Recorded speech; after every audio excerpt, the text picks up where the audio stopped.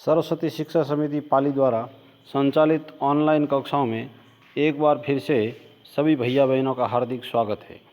प्यारे भैया बहनों, आज हम कक्षा षष्ठी के सामाजिक विज्ञान विषय के अध्याय 9 का व्यापारी, राजा और तीर्थयात्री। इससे पूर्व भी हमने इस अध्याय का अध्ययन किया है, जिसके अंदर प्रकरण 3 के अंदर हमने पढ़ा है कि किस प्रकार से राजा लोग उन किस प्रकार से सुविधाएं देते थे और व्यापार के जो अंदर किस प्रकार से अपने राज्य को जोड़कर रखते थे, जिससे उनकी इनकम भी होती थी और राजकोषीय कोष के अंदर बहुत बड़ी मात्रा में धन भी उनसे प्राप्त होता था।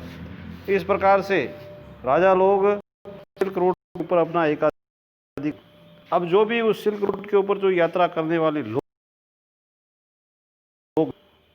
उनके साथ में भी कुछ तीर्थयात्री भी एक स्थान पर जाया। तो तीर्थयात्री उस रूटों से जाकर के और पता करते थे कि उस क्षेत्र के अंदर किस प्रकार का रहन सहन है, किस प्रकार की शिक्षा व्यवस्था है, किस का सामाजिक परिवेश है, उसके बारे में थे। इसी प्रकार से चीन से अनेक ऐसे लोग भारत की ओर आए और उन्होंने बौद्ध धर्म की शिक्षा जानकारी प्राप्त करने का प्रयत्न किया था। व्यापारी लोग जो दूर दूर से यहाँ आते थे, उनमें से अनेक चीन के प्रसिद्ध तीर्थयात्री थे। उनके अंदर बौद्ध धर्म को जानने की बहुत ही बड़ी चाह थी, जिसके अंदर फरा सीएन काफ़ी प्रसिद्ध थे।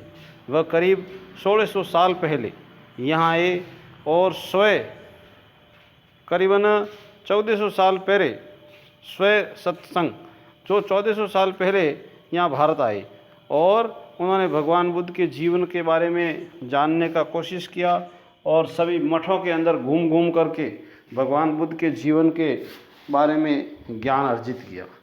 फासियन चीन वापस लौटे तो उस समय भी अनेक उनको तकलीफ़ें हुई और अनेकों तूफानों का सामना करते हुए उनकी नाव बीच में डगमगाई और धीरे धीरे वह अनेक जावा द्वीप होते हुए धीरे धीरे 13 दिन के भीतर वापस अपने स्थान पर सुरक्षित पहुँचे और उसके साथ में अनेक पांडुलिपियाँ, अनेक ग्रंथ जो बौद्ध धर्म से संबंधित थे वो अपने साथ में ले गए और एक शिक्षा का खजाना लेकर वहाँ जाने में उनको सफलता प्राप्त हुई।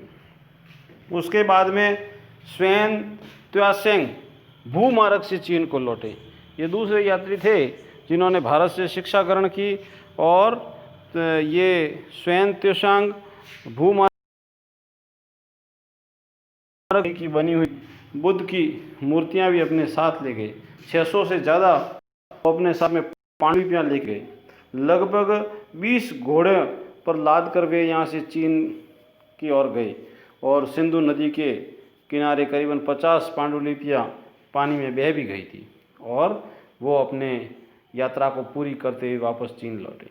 फिर उस समय जो शिक्षा का जो प्रमुख केंद्र था वह नालंदा था और नालंदा के अंदर अनेक जो बाहर से विदेशों से जो ग्रहण करने के लिए जो भिक्षु आते थे, शिक्षा ग्रहण करने के लिए शिक्षार्थी आते थे, वो यहाँ पर शिक्षा ग्रहण करते थे।